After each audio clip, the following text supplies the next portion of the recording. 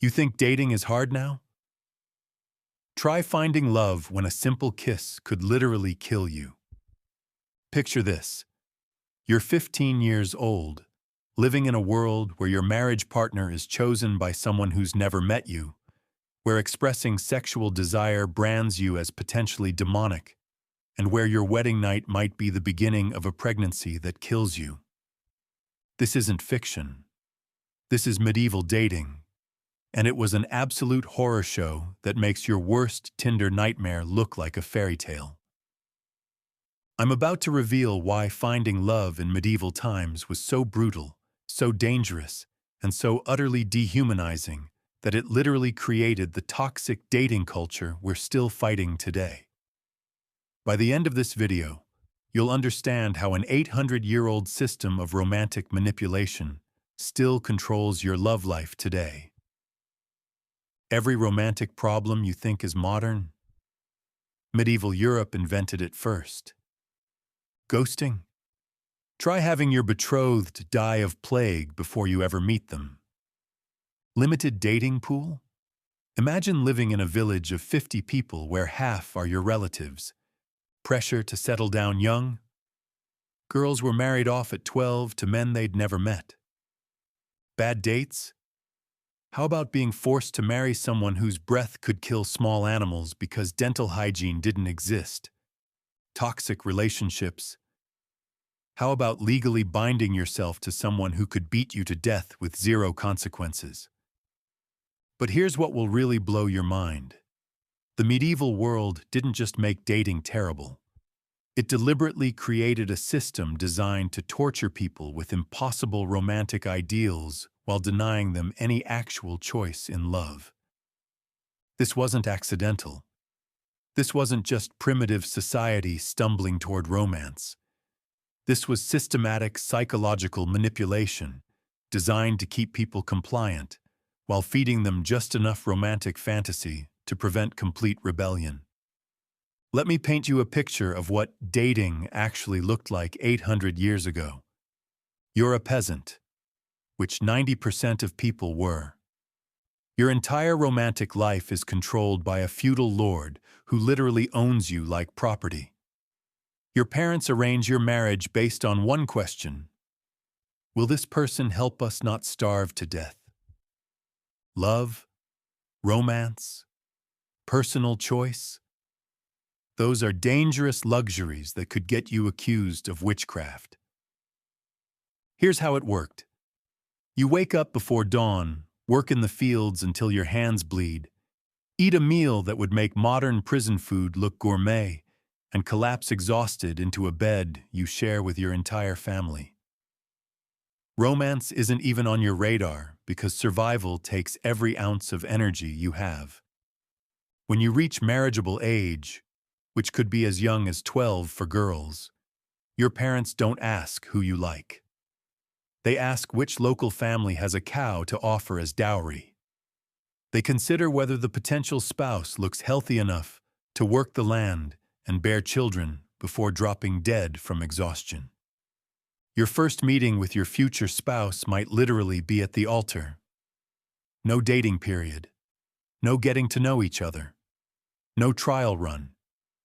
Just a lifetime commitment to someone who might turn out to be violent, cruel, or simply incompatible with you in every way. And escape? There was no escape. Divorce didn't exist for peasants. If your husband beat you, that was your life now. If your wife was barren, you were stuck with her. If you realized after marriage that you couldn't stand each other, congratulations. You get to hate each other until one of you dies, which statistically would happen within the next 15 years. But wait, it gets worse. Even if you're nobility with wealth and power, your marriage becomes a political chess game where you're the sacrificial pawn. Noble daughters were treated like valuable trading cards, betrothed to strangers to secure military alliances. Your feelings weren't just irrelevant. Expressing them was potential treason. Picture this scenario. You're a 12-year-old noble girl. Your father announces that you're engaged to a 35-year-old duke from a neighboring kingdom. You've never met this man. You know nothing about him except that he's been married twice before, and both wives died in childbirth. Your reaction? It doesn't matter. Your feelings are irrelevant. Your preferences are dangerous. Expressing dissatisfaction with this arrangement could be seen as undermining your family's political strategy, which makes you a traitor to your own bloodline. The wedding happens whether you want it or not. You're shipped off to a foreign court where you know no one, speak the language poorly, and are expected to immediately begin producing male heirs for a man who might be cruel, indifferent, or simply absent on military campaigns. Noble women lived in constant fear of political upheaval that could render their marriages worthless overnight. If your husband's military alliance failed, you might be divorced, imprisoned, or worse. If your family fell from favor, you became a liability to your spouse.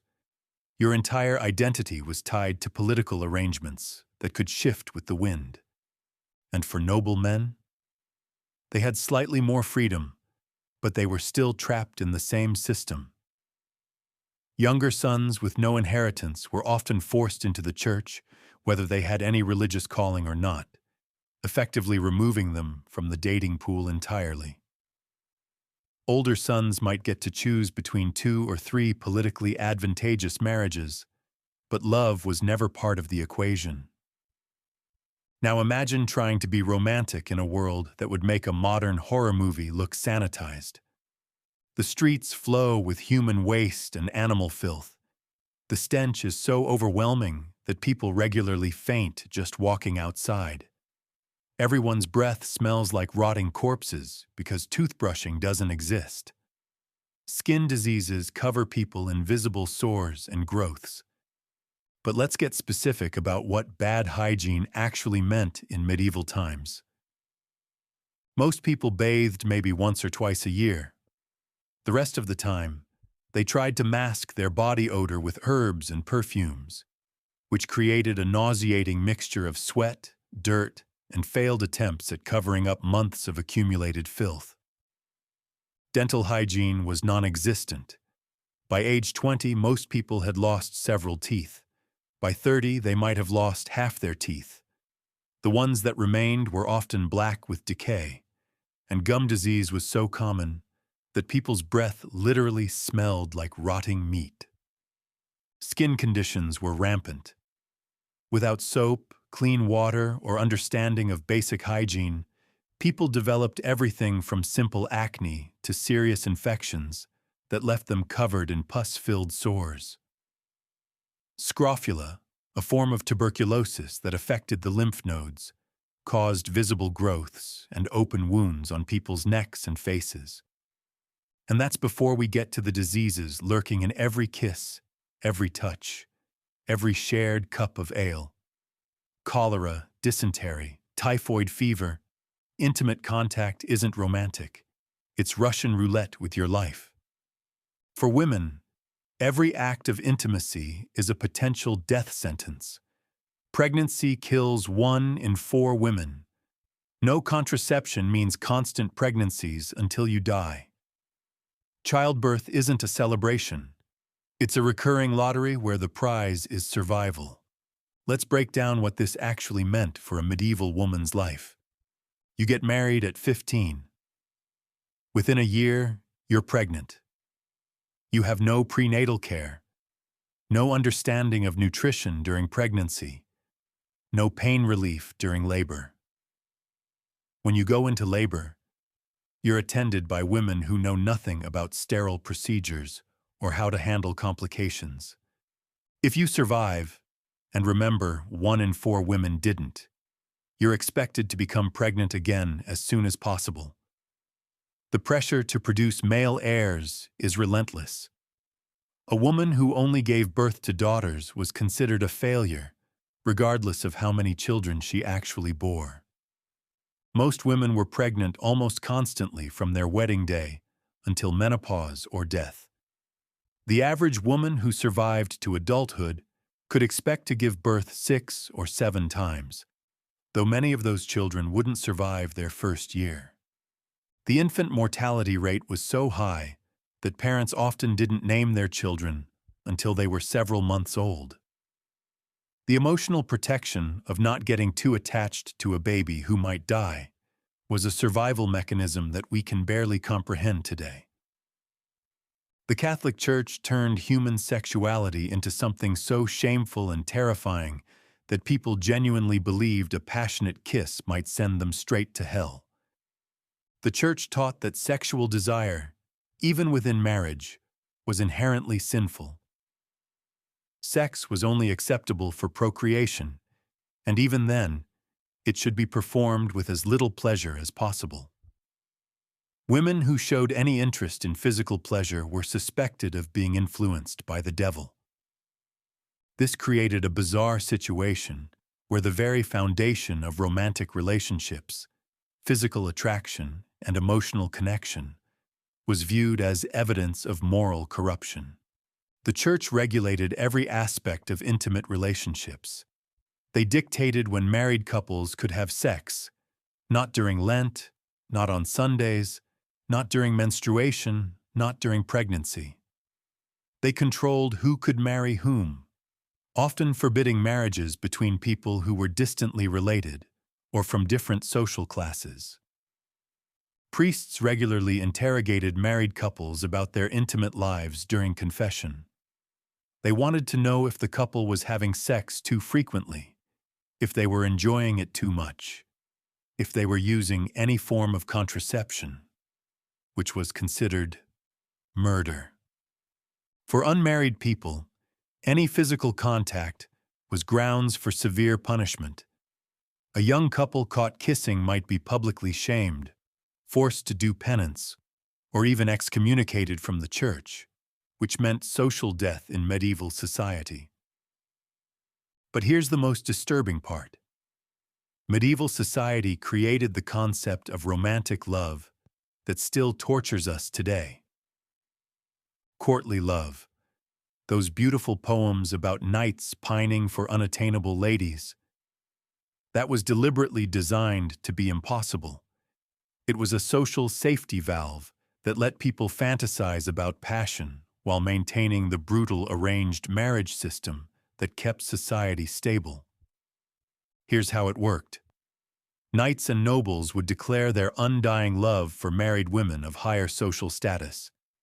They would perform elaborate acts of devotion, writing poetry, competing in tournaments, going on quests, all in service of women they could never actually have. This wasn't accidental romantic frustration. This was calculated psychological manipulation. By directing romantic energy toward impossible targets, the system prevented people from seeking actual romantic fulfillment that might disrupt political marriages and social stability. The troubadours who popularized courtly love weren't writing about real relationships. They were creating a fantasy that kept people emotionally invested in a system that denied them any real choice in love. This medieval invention gave us the toxic idea that real love should be tortured, complicated, and preferably tragic. If it comes easily, it's not true love. If it's mutual and healthy, it's somehow less romantic than a dramatic, impossible passion. Sound familiar? That's 800-year-old psychological manipulation still messing with our heads today. Let's talk about something that made medieval dating even more horrific: the complete commodification of human relationships.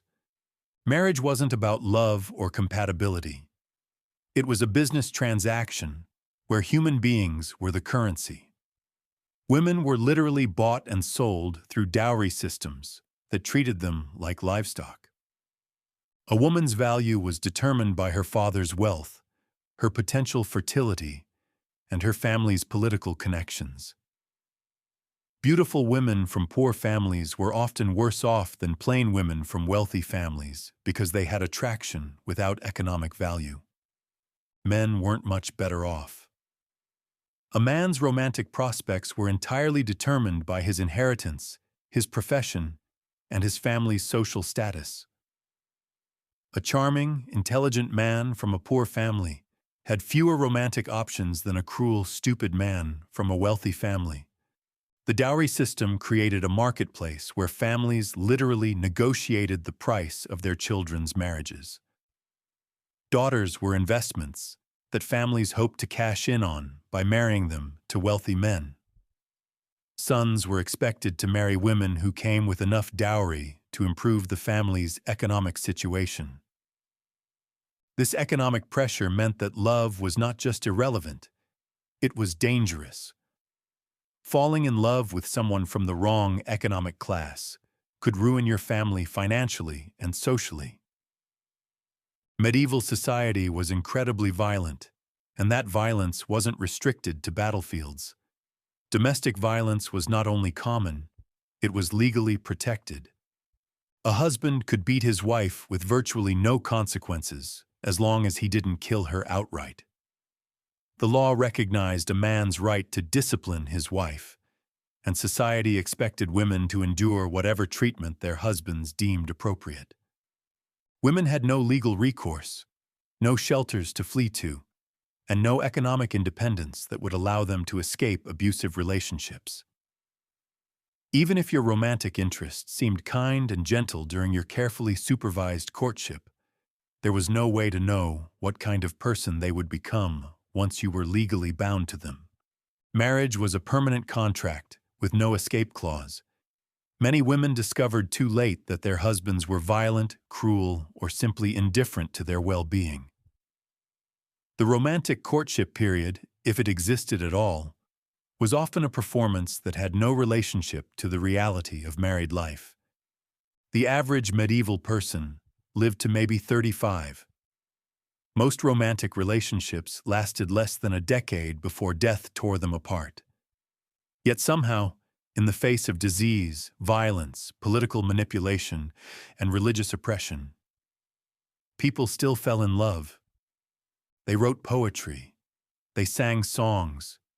They risked everything for moments of connection, knowing how quickly it could all disappear. This makes medieval romance simultaneously more tragic and more beautiful than anything we experience today. When life was so uncertain and death was always lurking just around the corner, every moment of genuine connection became infinitely precious. People didn't have the luxury of taking love for granted because they knew how quickly it could be snatched away. This created relationships that were often desperate and intense in ways that we might find uncomfortable today. When you might only have a few years together, when pregnancy could be a death sentence, when disease could strike at any moment, love became a high-stakes gamble with everything on the line. Every time you complain about modern dating, remember this: you get to choose your own partner. You can express desire without being accused of witchcraft. You can expect to live long enough to see how the relationship works out. Those aren't just conveniences. They're revolutionary freedoms that medieval people literally died fighting for. The next time someone says dating was better in the old days, show them this. Because the truth about medieval romance isn't nostalgic. It's a horror story that took centuries to escape. And we're still not completely free from its twisted legacy. Think about it. We still glorify tortured, complicated love over healthy, straightforward relationships. We still think that easy love is somehow less valuable than difficult love. We still carry the medieval notion that romance should be dramatic and preferably tragic. We've inherited a culture that makes us suspicious of happiness in love, that tells us real romance requires suffering, that suggests healthy relationships are somehow boring or inauthentic. That's not modern wisdom. That's medieval manipulation designed to keep people compliant while feeding them just enough romantic fantasy to prevent rebellion. The real revolution isn't in our dating apps or our social freedoms. The real revolution is in recognizing that love doesn't have to be torture. that healthy relationships are more valuable than dramatic ones, and that choosing your own partner based on mutual affection and compatibility is a radical act that medieval people could only dream of. So the next time dating feels hard, remember, you're not just trying to find love. You're exercising freedoms that people fought and died for across centuries. You're living the impossible dream that medieval people risked everything to imagine. And that makes every healthy, happy relationship not just a personal victory, but a triumph over 800 years of systematic romantic oppression. The nightmare of medieval dating is finally over. The question is, are we brave enough to fully wake up from it? You survived the horror of medieval courtship. You made it through the political negotiations, the family arrangements, the complete absence of choice in your romantic life. You thought the worst was over. You were wrong. Medieval marriage wasn't the happy ending to a difficult courtship. It was the beginning of a nightmare so systematically brutal that it makes modern divorce statistics look like fairy tales. This was a system designed to destroy human connection while maintaining the pretense of sacred union. What I'm about to reveal will shatter every romantic notion you've ever had about medieval times. Because the truth is, getting married in medieval society wasn't just difficult or uncomfortable. It was often a death sentence disguised as a celebration.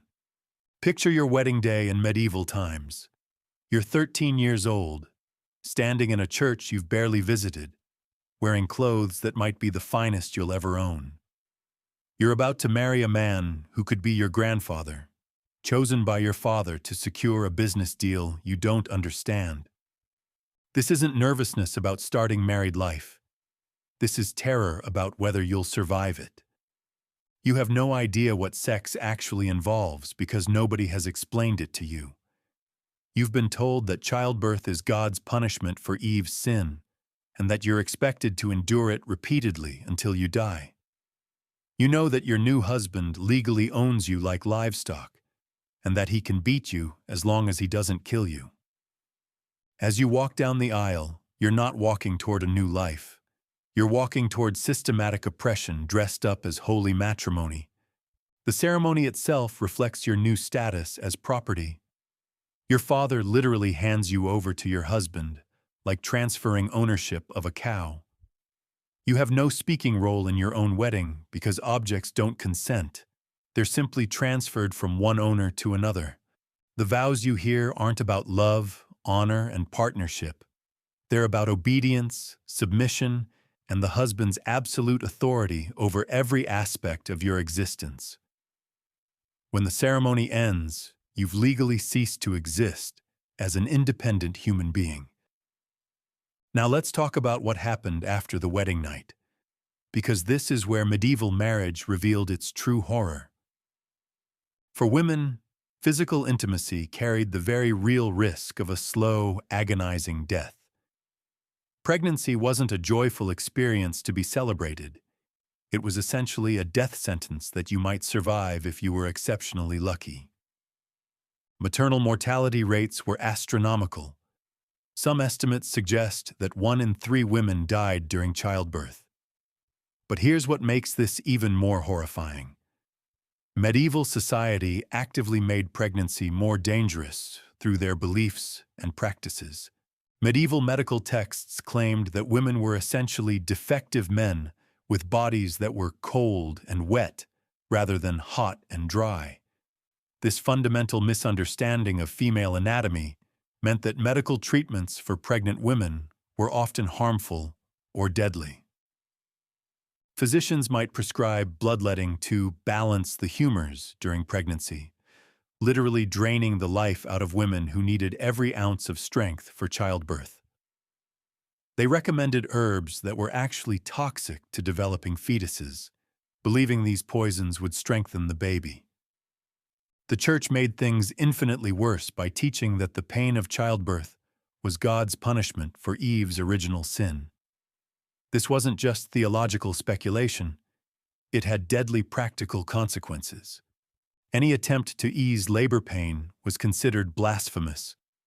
Women were expected to suffer in agony as a form of divine penance, and any effort to reduce their pain was seen as interfering with God's will.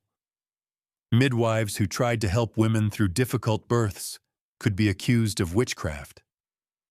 Imagine lying in labor for days, screaming in agony, while being told that your suffering is holy and that any attempt to help you is an insult to God.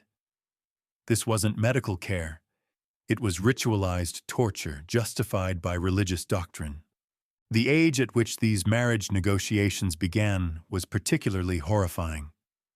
Girls as young as 7 years old could be betrothed, and marriages were often consummated when the bride reached 12 or 13. These weren't marriages between children and other children.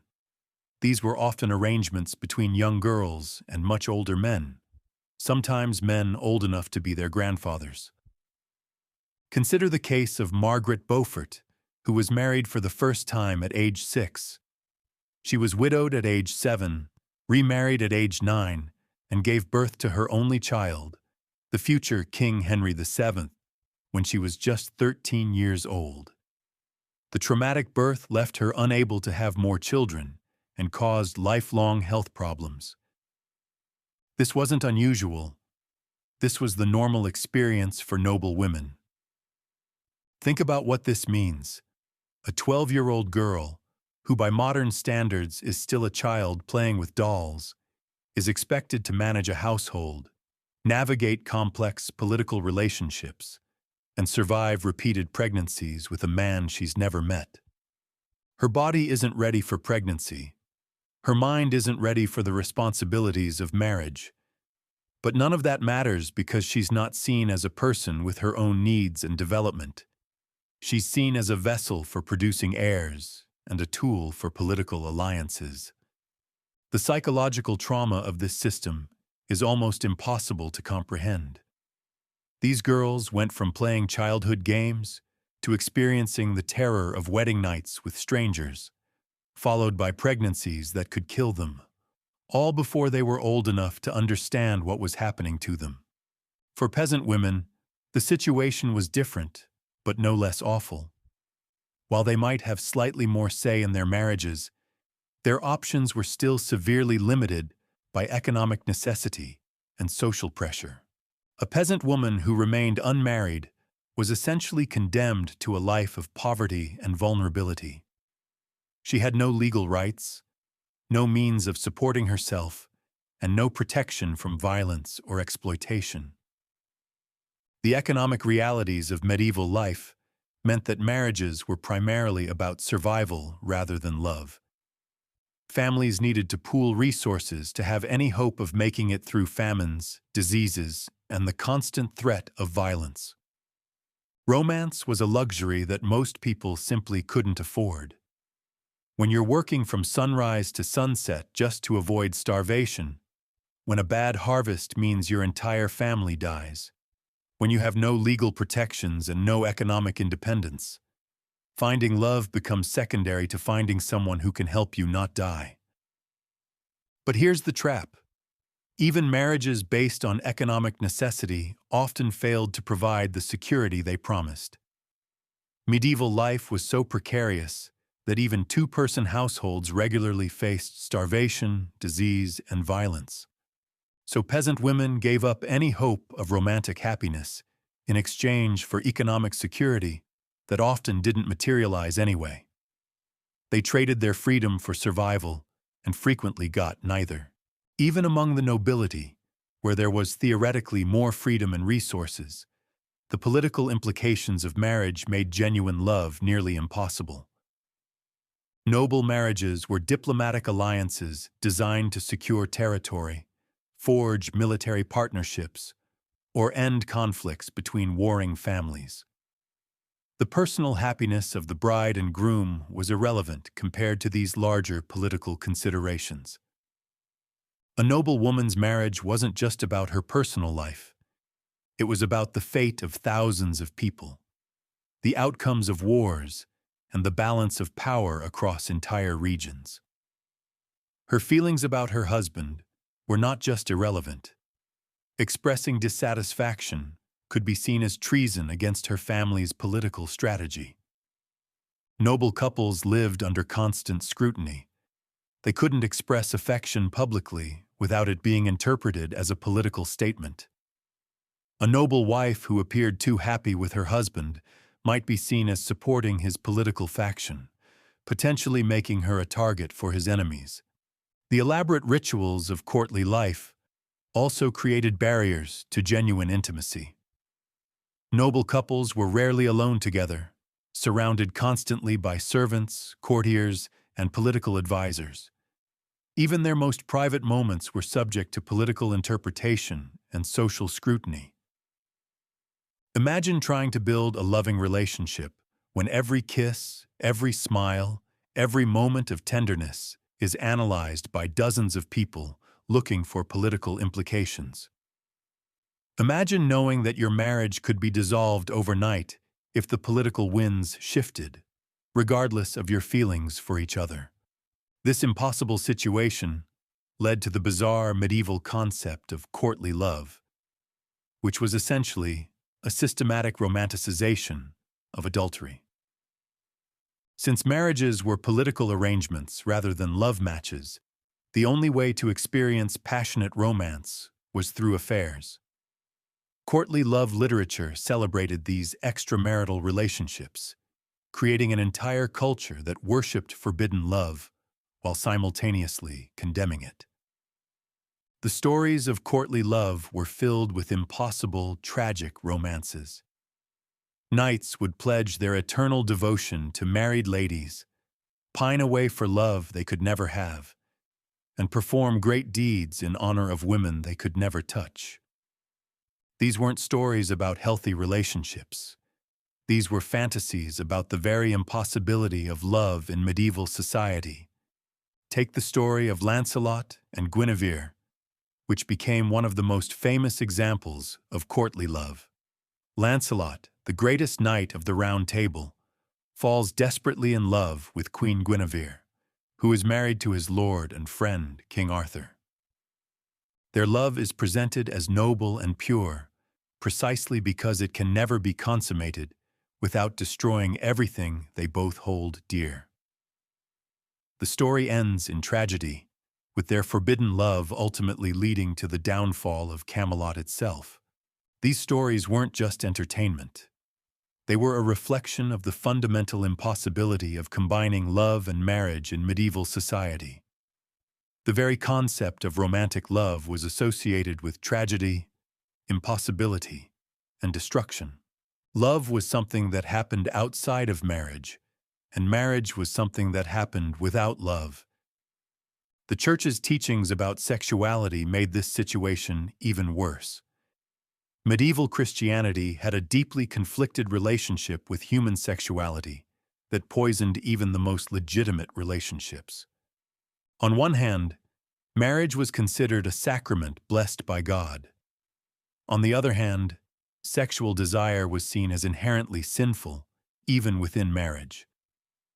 Church doctrine taught that the only acceptable reason for marital sex was procreation. Any sexual activity that was done for pleasure, even between married couples, was considered sinful. This meant that even the most legitimate church-sanctioned relationships were poisoned by guilt and shame around physical intimacy. Medieval penitential manuals, which provided guidelines for confessors, contained incredibly detailed lists of sexual sins and their appropriate punishments. These texts reveal an obsession with controlling and regulating every aspect of human sexuality. Married couples were told exactly which sexual positions were acceptable, which days of the week they could have sex, and how they should feel about it. The Church even regulated the times of year when marital sex was permitted. No sex during Lent, no sex on Sundays, no sex during menstruation, no sex during pregnancy. The Church taught that women who enjoyed sex were particularly sinful, as this suggested they were controlled by their base animal nature rather than their spiritual nature. This created an impossible situation for women, who were expected to participate in sexual activity for reproduction, but were condemned if they found any pleasure in it. Men weren't exempt from this sexual shame either. Medieval Christianity promoted the idea that truly holy men should be celibate, like priests and monks. This meant that even married men were seen as spiritually inferior to those who had renounced sexual activity entirely. Marriage was presented as a kind of spiritual compromise for those who were too weak to achieve true holiness. The legal status of women in medieval society made genuine partnership between spouses virtually impossible. Under medieval law, women were essentially property. First they belonged to their fathers, then to their husbands. They couldn't own property, make contracts, or even appear in court without male representation. This legal framework meant that marriage wasn't a partnership between equals, it was a transfer of ownership. A woman's role was to be obedient to her husband, produce heirs, and manage the household. Her own thoughts, feelings, and desires were legally irrelevant. Medieval marriage ceremonies reflected this property-based understanding of the relationship. The bride's father would literally hand her over to the groom, symbolically transferring ownership. The bride herself often had no speaking role in the ceremony. She was present as the object being transferred, not as an active participant in creating a new relationship. The concept of marital rape didn't exist in medieval law because wives were considered to have given permanent consent to sexual activity when they married. A husband could force himself on his wife whenever he wanted, and she had no legal recourse. This wasn't seen as violence or abuse. It was seen as a husband exercising his legitimate rights over his property. Domestic violence was similarly normalized and legally protected. Medieval law explicitly gave husbands the right to physically discipline their wives as long as they didn't cause permanent injury or death. The phrase rule of thumb allegedly comes from the medieval legal principle that a man could beat his wife with a stick as long as it was no thicker than his thumb. Women who tried to escape abusive marriages faced enormous obstacles. Divorce was nearly impossible to obtain, and even when it was granted, divorced women lost access to their children and any financial support. A woman who left her husband was essentially choosing homelessness and destitution over abuse. In most cases, this was choosing death by starvation over death by violence. The few options available to women who wanted to escape marriage were themselves problematic. Becoming a nun was one alternative, but this required a substantial dowry and meant giving up any possibility of romantic love or motherhood. Some women chose to become anchoresses, walling themselves up in tiny cells attached to churches and spending the rest of their lives in prayer and isolation. This was literally choosing to be buried alive rather than remain in marriage. For peasant women, even these limited options weren't available. They couldn't afford the dowries required to enter convents, and they couldn't survive without the economic protection that marriage provided. They were trapped in a system that offered them no real choices and no escape from relationships that might be violent, loveless, or both. The medical understanding of love and attraction in medieval times was equally horrifying. Medieval physicians believed that love was essentially a form of mental illness. They called it love sickness, or heroic love, and they treated it as a dangerous medical condition that needed to be cured. According to medieval medical theory, falling in love caused an imbalance in the body's humors, leading to symptoms like loss of appetite, sleeplessness, and obsessive thoughts about the beloved. Physicians prescribed treatments that included bloodletting, purging, and even surgery to cure patients of their romantic feelings. Some medical texts suggested that love sickness was caused by looking too intensely at an attractive person, allowing their image to become lodged in the lover's brain like a physical object. The recommended treatment was to avoid the beloved entirely and focus the mind on other things, essentially treating love like an addiction that needed to be overcome. This medicalization of romantic feelings meant that even the experience of falling in love was pathologized and treated as a problem to be solved, rather than an emotion to be celebrated.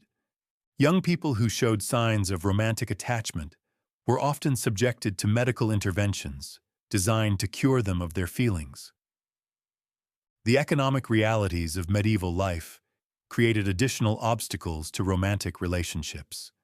For most people, simply surviving was a full-time occupation that left little time or energy for courtship. Peasants worked from dawn to dusk just to produce enough food to stay alive. They couldn't afford the luxury of extended courtship rituals or romantic gestures.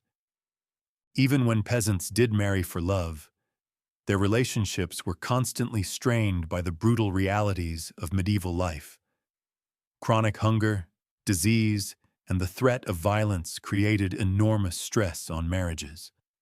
Couples might go months without adequate food, watching their children waste away from malnutrition while being powerless to help them. The high infant mortality rate meant that most couples would experience the death of multiple children. Some estimates suggest that up to half of all children died before reaching adulthood. This constant grief and loss created enormous emotional strain on marriages, as couples struggled to cope with repeated trauma while still trying to maintain their relationship. The seasonal nature of medieval agricultural life created additional stress on relationships. During harvest time, couples might work 18 hours a day for weeks on end, with no time for intimacy or connection. During winter, they might be trapped together in tiny, cold hovels with nothing to do but wait for spring, creating tension and conflict from forced proximity. The constant threat of violence in medieval society also affected relationships. Men were expected to be warriors, ready to fight and die for their lords at any moment. This meant that women lived with the constant fear that their husbands might not return from the next battle or raid. The uncertainty made it difficult to plan for the future or invest emotionally in relationships. For women, the threat of sexual violence was constant and pervasive. During times of war, rape was considered a normal part of conquest. Even during peacetime, women had little protection from sexual assault, especially if they were from lower social classes. This created a culture of fear that made it difficult for women to feel safe in their relationships with men. The medieval legal system provided little recourse for victims of domestic violence or sexual assault. Women who accused men of rape were often not believed, and even when they were, the punishments were usually light. The legal system was designed to protect male authority and property rights, rather than individual safety or well-being. As we've seen throughout this exploration of medieval marriage, the prospects for finding genuine love and happiness in romantic relationships were nearly non-existent. The combination of religious oppression, social constraints, economic pressures, medical ignorance, legal inequality, and constant physical danger created a perfect storm of relationship destruction. But here's the most horrifying part. This wasn't accidental. This system was deliberately designed to prevent genuine human connection while maintaining social control. Medieval marriage wasn't about love, partnership, or human happiness. It was about property transfer, political alliances, and social control. The systematic destruction of romantic possibility was a feature, not a bug. The church, the nobility, and the economic system all had vested interests in preventing people from making their own choices about love and marriage. Happy, freely chosen relationships might lead to social instability, political complications, or economic disruption, so they created a system that promised the blessing of holy matrimony while delivering systematic oppression disguised as sacred duty. The worst part? We're still living with the psychological damage of this system. The idea that marriage should involve one partner's complete submission to the other. That came from medieval law. The notion that women should endure suffering in relationships because it's somehow noble or holy. That's medieval Christianity talking. The belief that passionate love is somehow less valid than arranged partnerships based on practical considerations. That's courtly love propaganda designed to keep people from demanding real choice in relationships. Every time someone says marriage is hard work or relationships require sacrifice, they're echoing medieval ideas designed to make people accept unhappiness as normal. Every time we romanticize jealousy, possessiveness, or dramatic suffering in love, we're celebrating medieval concepts created to prevent people from experiencing healthy relationships. The medieval marriage system was so comprehensively evil that it took centuries to escape, and we're still not completely free from its influence. But we can be. Every healthy, equal partnership is a victory over 800 years of systematic relationship destruction. Every freely chosen marriage is a revolution against medieval oppression. Every time you refuse to accept unhappiness as normal in love, you're continuing the fight that medieval people started when they dared to imagine that marriage could be about more than property, politics, and pain. The medieval marriage nightmare is finally ending. The question is, are we brave enough to fully wake up from it? Imagine being told that loving your wife too much would send you to hell. Imagine being a woman warned that finding pleasure in your husband's touch was evidence of moral corruption. Imagine raising children in a world where the strongest human bonds were treated as spiritual poison. The psychological damage was catastrophic and intentional. But wait, it gets worse. Because while the church was busy criminalizing real love, the nobility was busy romanticizing fake love. The troubadour tradition of courtly love created the most twisted sexual fantasy in human history. The idea that true romance could only exist outside of marriage, between people who could never actually be together. Knights were supposed to worship unattainable ladies from afar. Married women were encouraged to accept the adoration of men who weren't their husbands. The entire system was designed to make actual married couples feel inadequate, unfulfilled, and ashamed of their real relationships. How could an exhausted farmer, struggling to feed his family, measure up to the romantic ideals sung about in great halls?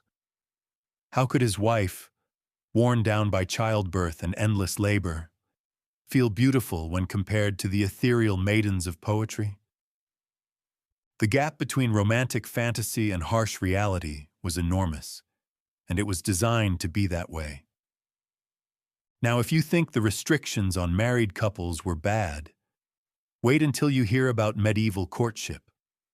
Because the simple act of trying to find love was like navigating a minefield where every step could trigger an explosion that would destroy not just your life, but the lives of everyone you cared about. Medieval matchmaking wasn't romance. It was warfare by other means. Young men seeking a bride didn't just face the challenge of winning a woman's heart. They had to navigate a labyrinth of family politics, where a poorly chosen romantic gesture could spark blood feuds lasting generations. A stolen kiss could start a war. A love letter could end in exile. A simple declaration of affection could result in a death sentence. The very language of medieval courtship reflected this brutal reality. A man didn't woo a woman. He negotiated for her. Parents didn't consider their children's happiness. They calculated dowries and bloodlines like military strategists planning a campaign. But here's where the nightmare becomes truly surreal. Even when families approved of a match, the actual courtship process was designed to be as dangerous and humiliating as possible. Take the practice of bundling, common in colder regions, where courting couples were encouraged to share a bed while fully clothed, sometimes with a wooden board placed between them. The theory was that this allowed intimate conversation while preserving virtue. In practice, it led to countless scandals, unwanted pregnancies, and shotgun weddings that began in resentment rather than love. Or consider the medieval obsession with virginity, which created its own nightmare for young lovers. Women lived under constant surveillance, their every move scrutinized for signs of impropriety. A simple conversation with a man could ruin a woman's reputation forever, while actual physical intimacy before marriage could result in public shaming, exile, or worse. The pressure was so intense that some women resorted to dangerous herbal concoctions or primitive surgical procedures to fake their virginity on their wedding night, risking death from infection or poisoning. Men faced their own brutal expectations. They were required to prove their worthiness through displays of martial prowess that often ended in crippling injury or death. Tournaments, supposedly chivalrous affairs, were in reality blood-soaked spectacles where young knights died trying to impress their beloveds. The romantic ideal of the knight-errant, wandering the land in search of adventure to prove his love, was built on a foundation of very real corpses. But perhaps the cruelest twist in this medieval nightmare was how economic reality made love not just dangerous, but literally unaffordable. In a world where survival was never guaranteed, love matches were seen as selfish indulgences that weakened family fortunes and destabilized social order. A peasant who married for love might find himself cast out by his lord, left to starve with his beloved. A noble who defied his family's wishes could be disinherited, stripped of lands and title, reduced to beggary overnight. The economics were simple and brutal. Love was a luxury that most people simply couldn't afford.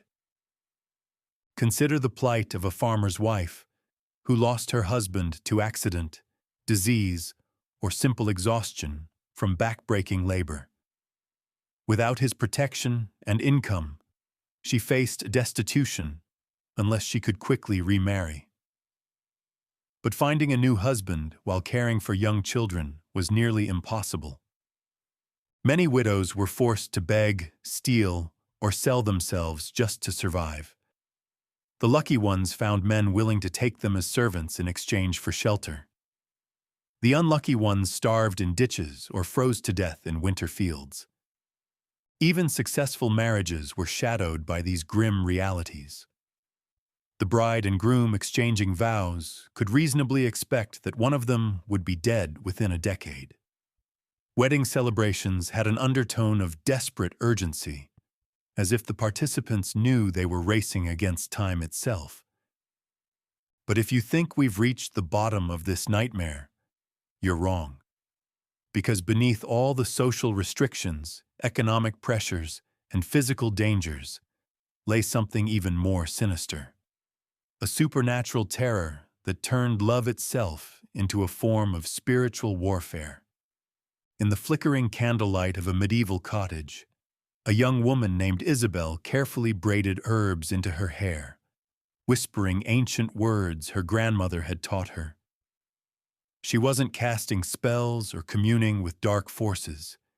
She was simply trying to attract the attention of Thomas, the blacksmith's son, using folk remedies passed down through generations.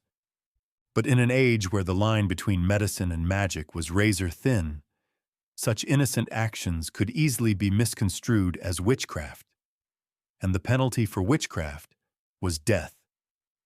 The medieval world was saturated with supernatural beliefs that turned every aspect of romantic relationships into a potential death sentence. Love itself was often viewed through a lens of suspicion and fear. If someone fell suddenly and passionately in love, it might be attributed to love potions, enchantments, or demonic influence rather than natural attraction. Women, in particular, were seen as susceptible to supernatural manipulation. Any woman who displayed unusual beauty, intelligence, or independence risked being branded as a witch or sorceress. The very qualities that made someone attractive could become evidence of supernatural corruption. Let me tell you about the psychological torture this created. Consider a young man named Edmund in 14th century England. When he found himself powerfully attracted to a local merchant's daughter, he didn't celebrate these feelings as natural human emotions. Instead, he was tormented by the possibility that his desires were sinful, that he was being tempted by Satan, or that the woman herself might be using supernatural means to ensnare him. This kind of psychological torture was commonplace, turning what should have been joyous romantic awakening into a source of guilt, fear, and spiritual crisis. The belief in love magic was both widespread and deadly. It was commonly accepted that certain individuals, particularly older women with knowledge of herbs, could create potions and spells to influence romantic feelings.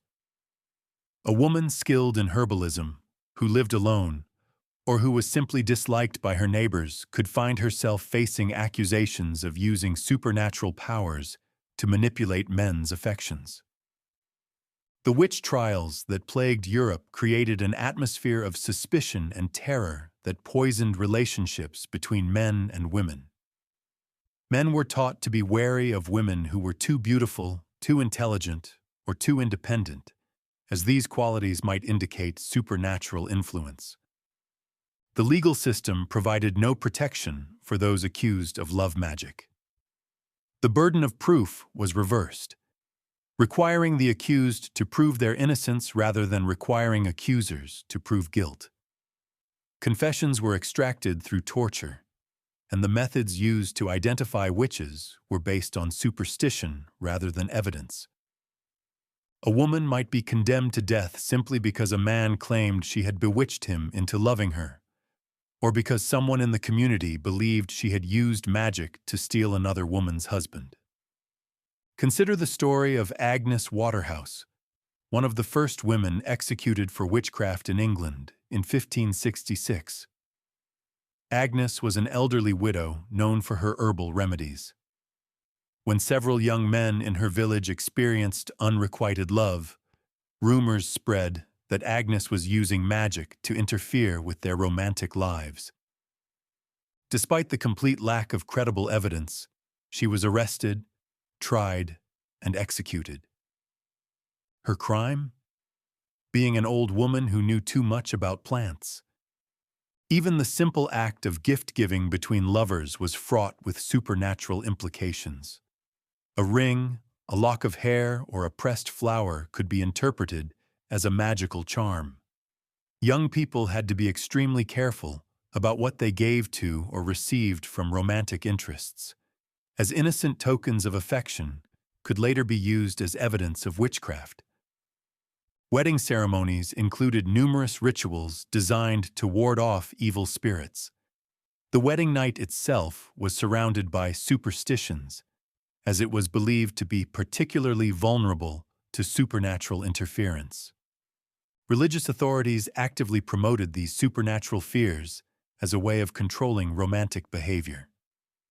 By teaching people to be suspicious of their own emotions and to fear supernatural influence, the Church maintained strict control over courtship and marriage. Yet somehow, despite all these obstacles and dangers, love persisted. People continued to fall for each other, to risk everything for stolen moments of happiness, to build lives together knowing how fragile and temporary they might be. The letters and poems that survive from this period reveal the same longing, passion, and heartbreak that humans have always experienced. A merchant writing to his wife during a long journey, a mother mourning a child lost to fever, a young couple planning their future together. Their words echo across the centuries, reminding us that beneath all the harsh realities of medieval life beat hearts that loved just as deeply as our own. The star-crossed lovers, separated by war, plague, or family feuds, became the stuff of legend precisely because their stories resonated with so many who had experienced similar heartbreak. Romeo and Juliet was merely the most famous example of a theme that appeared countless times in medieval romance: lovers who chose death rather than separation. These stories spoke to a deep human longing for connection that even the brutal realities of medieval life could not entirely extinguish. In understanding this dark chapter of human history, we can better appreciate not only how far we've come, but how precious and fragile our modern freedoms truly are. The freedom to choose our own partners, to marry for love rather than obligation, to leave relationships that make us miserable. These rights that we often take for granted would have seemed like impossible dreams to our medieval ancestors. They represent centuries of struggle against systems of oppression that once seemed as permanent as the stones of great cathedrals. The courage of those who risked everything for love during history's darkest periods reminds us that human connection is worth defending. Their stories, preserved despite centuries of suppression, testify to the indestructible power of romantic love to survive even the most brutal attempts to destroy it. We loved in secret, we loved in fear, but we loved. Remember that we loved.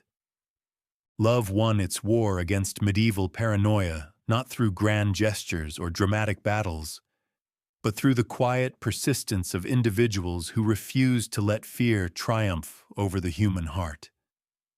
Their victory is our inheritance, and our reminder that love, in all its passionate intensity, remains humanity's most powerful force for hope, connection, and joy.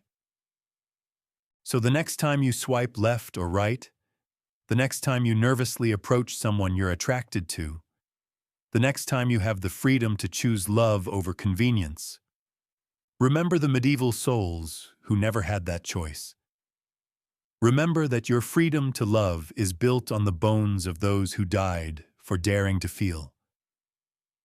And perhaps most importantly, remember that in a world that once treated love as a crime punishable by death, your ability to love freely, openly, and safely is nothing short of a miracle.